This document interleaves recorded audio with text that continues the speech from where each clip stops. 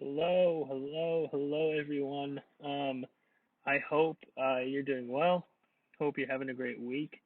It's Andy McClellan coming to you from beautiful Tempe, Arizona. It's about 70 degrees and green and beautiful right now, so hope that this finds you well. I just wanted to hit some points this week from some of the readings. And I won't lie to you guys, this week I was pretty enraged. I was raging a little bit while I was reading. So I'll give you guys some background. So I'm a native Arizonan. I lived here my whole life. And two of the four schools I've worked at have had some of the highest native populations in both my districts.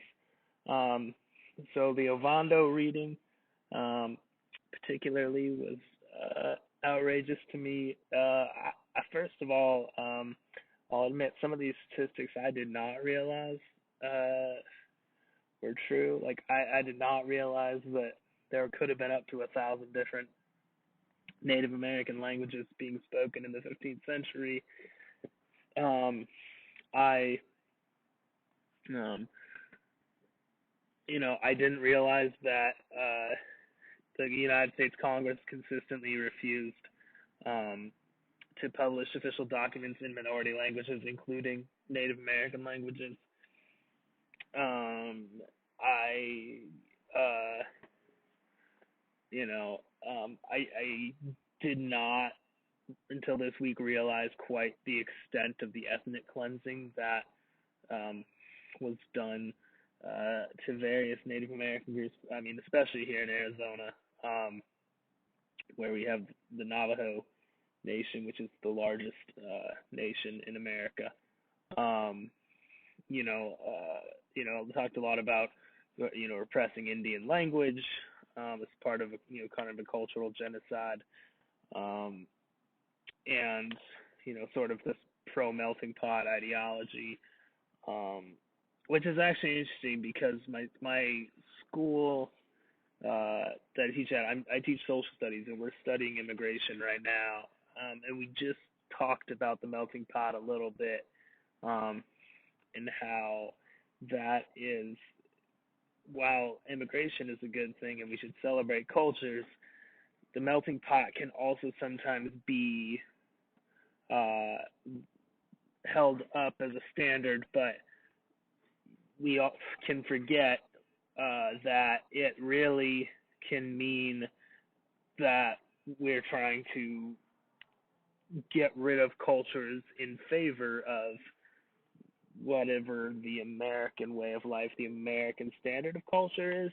And it really felt like that was what the Ovando reading was trying to push, was that, this idea that we've sort of,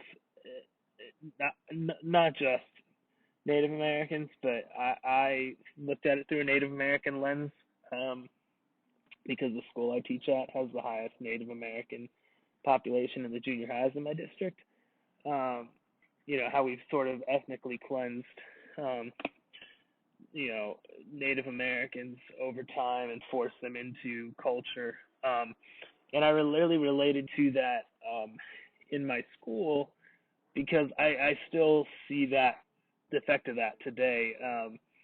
You know, Largely, I'm not saying all totally, but largely our native students stay together. They call themselves the natives, um, and they're just known as a group. Um, it makes about 15% of our school out of 1,000, so it's a large chunk. Um, and like I said, they see themselves as a group. They see themselves as native first, and from my native students that I've had, I would say I've had about half of them in class. Um, and they are very proud of their heritage, and they see themselves as native first, and they see themselves as separate from the culture at our school, and uh, you know, sort of the American culture. They see themselves um, as native and as part of their culture and their tribes and their nations first. Um, And so, I think we're still seeing the effects of that we're still trying to fit groups into, an educational system where we have set it up to maybe benefit people that look like me, or, my wife or my son, but has not taken into account minorities and persons of color and what will work best for them to help them learn and to help them move forward in society and make relevant learning to them as well. I thought a lot about that. The Mexican American school segregation one was interesting to me, mostly because I grew up in Gilbert, so I did not realize, which doesn't surprise me, because if you know anything about Gilbert, it just, I don't know what to say about it. I love Gilbert. I love growing up there. Um, it, it the segregation issues and the history of the town, I wouldn't say was much talked about. And so I did not even really realize that there were these segregation issues at the original schools in Gilbert in the early 1900s, which might sound silly to you guys, having grown up there my entire life, but I legitimately learned this week. And, thinking that and thinking about the segregation that existed in Arizona, this reading really made me think about power dynamics because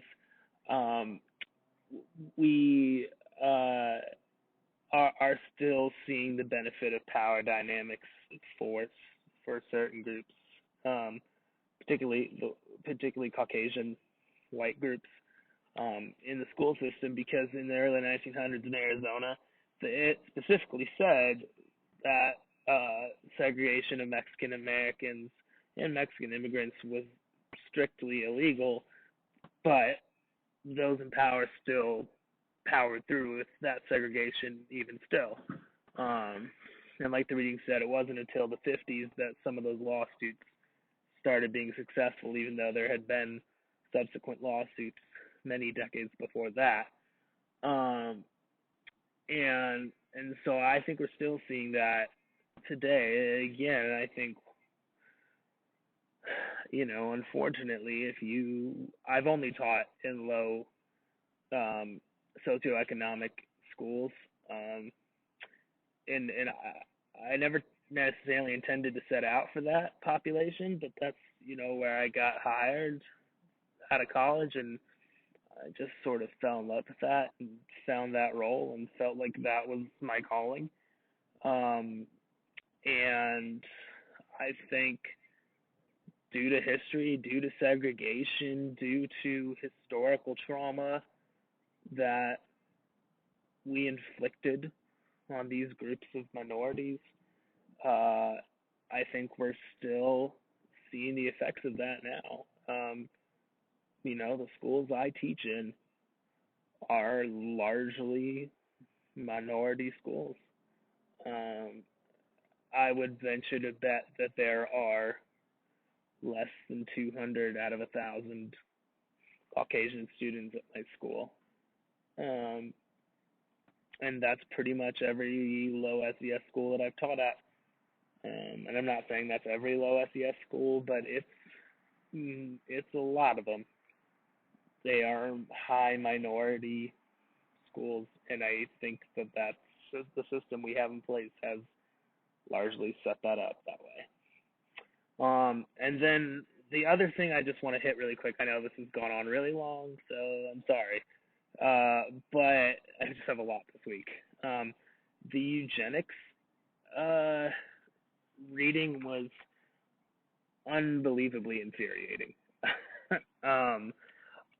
I don't even know where to start, honestly, but I had read some into the science of eugenics, which is non-existent. It's not a science. It's quackery.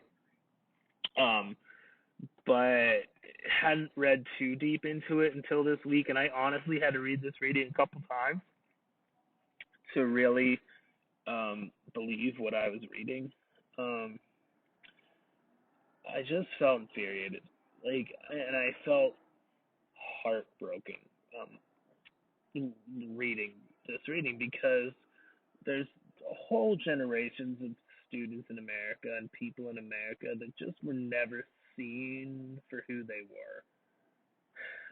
People of color, LGBTQ, youth, um, people with disabilities. I fall into that category. And it's not like those folks didn't exist and then all of a sudden they did. They existed and they just were never seen, and they were forced to hide. And they were told that there was one right way to be, and if you weren't that way and you didn't fit into that type of person, and you didn't have that birth and that those genes, then you were worse off, and that environment didn't matter at all. It was sickening to me. Yeah, I'm feeling it now. I can feel it right here in my throat. I was getting emotional reading it. I don't know how you can't as a human watching the words on the page and reading them and thinking about these generations of people that had to sit through this, and how traumatic that must have been to have to listen to the idea that they weren't right, and how wrong we were about environment, and how long it took us to not even understand but to acknowledge that environment plays such a huge part of what happens to a child as they become an adolescent, as they become an adult. I mean, environment does so much and means so much to a child. And for us to just throw that out in the early to mid 1900s and say, well, it doesn't matter. It's about eugenics. It's about who was born right and who was born wrong, and these people are right, and these people we're gonna throw them out. I mean,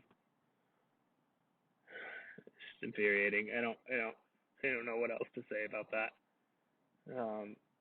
Side note, this is my last semester. I'm graduating in May. I'm not looking for my flowers, so you don't need to clap for me, anything like that. Just side note, if this gets watched, I'm really enjoying this class and this stuff because I'm just really love this big picture stuff, and these ideas are just really good stuff to think about. So yeah, just really enjoying this stuff. So thank you guys. Sorry this ran long. I just had a lot to say this week. Everybody take care. Be safe. Peace.